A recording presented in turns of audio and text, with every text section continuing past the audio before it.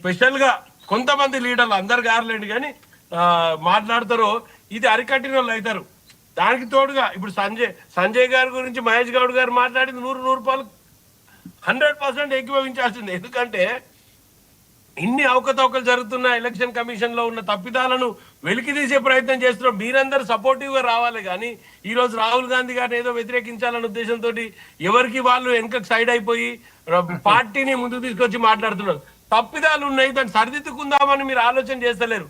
రాహుల్ గాంధీ గారు మాట్లాడారు కదా, మేము వ్యతిరేకంగా మాట్లాడాలన్న ఒక ఉద్దేశంతో నడుస్తుంది తప్ప ఈ రోజు బీహార్ లో జరుగుతున్న పరిస్థితి ఒక్కసారి చూడండి. రాహుల్ గాంధీ గారు గల్లీ గల్లీ తిరుగుతుంటే లక్షలాది మంది ప్రజలు వచ్చి ఈ రోజు ఆయన వెల్కమ్ చెప్తున్నారు. ఏది కూడా మా అందరం రాజకీయాలు చేస్తాం సార్, ఎవ్వరు కూడా ప్రజల్ని తీసుకొచ్చే క్రమంలో ఒక తీరు ఉంటది.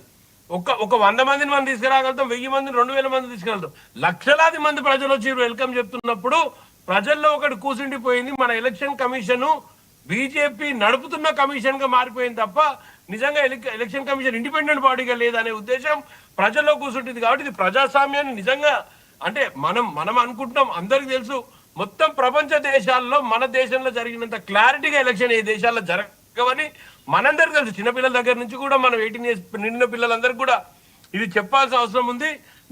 నేను అప్రిషియేట్ చేస్తా ప్రకాశ్ అని, ఎందుకంటే చాలా విషయాలు ఆయన చెప్తారు కాబట్టి ప్రతి టీవీలో ఒక్కటి మాత్రం నిజం, అట్లీస్ట్ ఇట్లాంటి అంశాల పైన ఏబిసిడి కలిగిన పేర్లు తండ్రులకు ఉంటాయి, 0 నెంబర్లు ఉన్న ఇంటి నెంబర్లు ఉంటాయి అనే దాని మీద ఇంకా కూడా ఎలక్షన్ కమిషన్ దాన్ని డిఫెండ్ చేసుకుంటుంది అంటే నాకు కొంచెం ఇబ్బంది అనిపిస్తుంది. మేము కూడా 30 ఏళ్లకు బూత్ లెవెల్ ఆఫీసర్ బూత్ లో పనిచేసినోని, బూత్ లో టిక్కులు కొట్టినోని, లీడర్కి ఎలక్షన్ వచ్చినప్పుడు అన్నకి ఈ ఓటు వచ్చింది, ఈ ఓటు రాలే, ఈ ఓటు వచ్చింది, ఈ ఓటు రాలే, ఇగో 8 మంది రాలేరా ఊర్లోకి పట్టుకరాపోరని చెప్పిన వాళ్ళం. అంటే మాకు వ్యవస్థల రూట్ లెవెల్లో ఎగ్జామిన్ చేసి అన్న చెప్పిండు ఇప్పుడే, రూట్ లెవెల్లో ఎవరైతే ఎలక్షన్ కొట్లాడుతారో వాళ్ళకి ఖచ్చితంగా ఈ ఎలక్షన్ కమిషన్ తప్పిదాల మీద అవగాహన ఉంటది. ఎలక్షన్ కమిషన్ లో జరుగుతున్న తప్పుల మీద ఖచ్చితంగా అవగాహన ఉంటుంది. ఎంతో మంది పోయినసారి ఓటు వేసింటారు, ఈసారి ఓటు మిస్ అవుతుంది, మళ్ళీ వాళ్ళు ఏడికి పోవాలి? పోయినసారి ఓటు వేసింటారు, ఈసారి మిస్ అయిపోతుంది వాళ్ళది.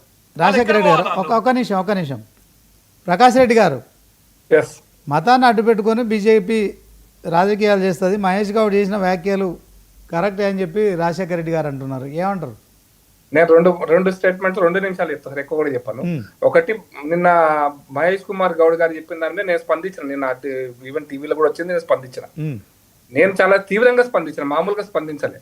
ఒక పిసిసి అధ్యక్షుడు, ఒక జాతీయ పార్టీ 55 సంవత్సరాలు ఈ దేశాన్ని పరిపాలించిన ఒక జాతీయ పార్టీ యొక్క రాష్ట్ర అధ్యక్షుడు, గౌరవమైనటువంటి ఎమ్మెల్సీ స్థానంలో ఉన్నటువంటి వ్యక్తి 8 మంది బీజేపీ సభ్యులు చోరీ ఓట్లతో గెలిచారన్నాడు.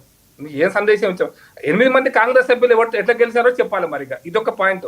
అందుకోసం నేను ఒక పదం ఉపయోగించిన, హార్ష్ పదం ఉపయోగించిన, ఆయన కొంచెం మతి భ్రమించిందా ఏమైనా అనుమానం వచ్చిందా నాకని చెప్పింది. ఎందుకంటే 63 మంది ఎమ్మెల్యేలు గెలిచారు కాంగ్రెస్ పార్టీ, 64 మంది ఎమ్మెల్యేలు గెలిచారు, మేము 8 గెలిచాము. మరి ఇవన్నీ చోరీ ఓట్లతో గెలిచారని ప్రశ్న వస్తుంది. ఈ ప్రశ్నకు సమాధానం ముందు వారు చెప్పాలి. నేను సాఫ్ట్ పదాలతో మాట్లాడుతున్నా, ఇంకొకరు హార్ష్ పదాలతో మాట్లాడొచ్చు కాక, కానీ సాఫ్ట్ పదాలు ఏంటంటే ముందు ఒక మాట మాట్లాడుతున్నప్పుడు దాని వెనకాల 8 సీట్లు మీరు గెలిచినప్పుడు, 8 సీట్లు మేము గెలిచినప్పుడు, చోరు ఓటుతో 8 మంది బీజేపీ వాళ్ళు గెలిచినప్పుడు మరి చోరు ఓటుతో కాంగ్రెస్ 8 మంది గెలిచారా? ఇది ఈ ప్రశ్నకు సమాధానం చెప్పకపోతే నేను ఒకటే డిసైడ్ చేసుకుని ఇలా పొద్దున్న నుంచి వాస్తవానికి మహేష్ గౌడ్ గారు నేను ఏమనక్కర్లే, తెలంగాణ ప్రజలు బూతులు తిడుతున్నారు అనేది నాకు అర్థమైపోయింది. అందుకోసం నేను మాట్లాడకుండా ఉంటేనే గౌరవం నాకు ఉంటుంది అనేటువంటి అభిప్రాయం నేను వచ్చిన. రెండో విషయం, మీరు ఇంతకుముందు ఏం అడిగారంటే, ఇంతకుముందు రెండో ప్రశ్న అడిగారు, మన బండి సంజయ్ గారు మతం ఉపయోగించేస్తారని. నేనేమంటున్నా అంటే, భారత రాజకీయాలలో సార్ మన్మోహన్ సింగ్ ప్రధానమంత్రి ఉన్నప్పుడు ఈ దేశ సంపదలో మొదటి హక్కు మైనారిటీలకు, ముఖ్యంగా ముస్లింలకు ఉంటుందని నేను అనలే, స్వయంగా భారత ప్రధానమంత్రి అన్నాడు. అంటే ఇది మత కోణమా లేకపోతే సెక్యులర్ కోణమా మీరే చెప్పాలండి. చెప్తారు, దేశ ప్రజలు చెప్తారు ఇది మత కోణమా. ప్రకాష్ రెడ్డి గారు, సంపదలో మొదటి హక్కు పేదవాళ్ళకు ఉండాలి. ఏ మతమైనా సరే, సంపదలో ఏ కులమైనా సరే, సంపదలో ఈ దేశంలో సృష్టించబడ్డ సంపదలో మొదటి హక్కు పేదవాళ్ళకి ఇవ్వాలి, పేదవాళ్ళకి ప్రాధాన్యత ఇవ్వాలనేటువంటి స్టేట్మెంట్ ఉంటే అది సెక్యులర్ ప్రభుత్వం. ఈ దేశంలో ముస్లింలకే ఉండాలి, మైనారిటీలకే ఉండాలని మన్మోహన్ సింగ్ గారు ప్రధానమంత్రి అన్న తర్వాత ఎవరిది మతము, ఎవరిది కులము, ఎవరు ఏం మాట్లాడుతారో దేశ ప్రజలకు రైట్, ఒక్క నిమిషం సార్, నేను ఫైనల్ అంతకంటే ఫైనల్ ఎక్కువ టైం టైం అర్థం రాజశేఖర రెడ్డి నేను గారు, ఒకటే అంటున్నా. రాజశేఖర రెడ్డి ఒకటి అన్న నేను ఒకటి ఏమంటున్నానంటే దేశ రాజకీయాలు డే టు డే చేంజ్ అయ్యుకుంటూ వస్తున్నప్పుడు మన ఆలోచనలు ఎందుకు చేంజ్ లేదని అడుగుతున్నాను నేను కూడా. మనం ఎందుకు ఆలోచనలు చేంజ్ కావద్దు? ఇప్పుడు మీ జనరేషన్ ఉంది, మీ జనరేషన్ తర్వాత మా జనరేషన్ వస్తుంది, మా జనరేషన్ తర్వాత నెక్స్ట్ జనరేషన్, మా పిల్లలతో మీ పిల్లల జనరేషన్ ఉంటది. ఈ పిల్లలకు కూడా ఇదే మనం పోషించుకుంటా, ఇదే దాన్ని నూరి పోసుకుంటా కూర్చుంటే ప్రకాష్ రెడ్డి గారు, దేశం ఎక్కడ రాజశేఖర రెడ్డి గారు, బాగుపడుతుంది? రాజశేఖర రెడ్డి గారు, Meritorious రాజశేఖర రెడ్డి గారు, system ఎక్కడి నుంచి వస్తుంది? రాజశేఖర రెడ్డి గారు, ఇవన్నీ మనం మాట్లాడినట్టయితే ఎవరికైనా ఇబ్బంది అనిపిస్తుంది కదా. రైట్, ప్రకాష్ రెడ్డి గారు, అదే కాన్సెప్ట్ లో ఉంటే ఎట్లా ప్రకాష్ అన్న? రాజశేఖర రెడ్డి గారు, ప్రకాష్ రెడ్డి గారు సూటిగా అడుగుతున్నారు.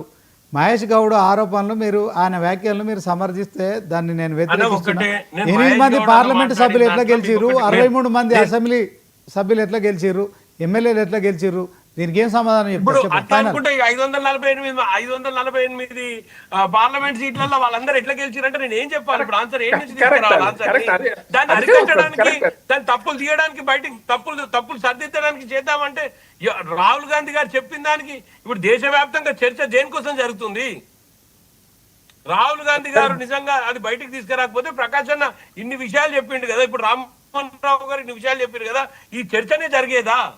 ఎలక్షన్ కమిషన్ నుంచి జాగ్రత్త పడేదా రేపటి నుంచి? ఎవరో ఒకరు ప్రజాస్వామ్యంలో లీడర్ ఎవరో ఒకరు ముందుకొచ్చి మాట్లాడకపోతే వ్యవస్థల మార్పు రాదు. ఖచ్చితంగా వ్యవస్థల మార్పు రావాలంటే ఎవరో ఒకరు పూనుకోవాలి కదా. రాహుల్ గాంధీ గారు ఇప్పుడు మాట్లాడుతున్నందుకే కదా ప్రతి సిస్టమ్ లో. అంటే మీరు ఈ రోజు టీవీ ఓపెన్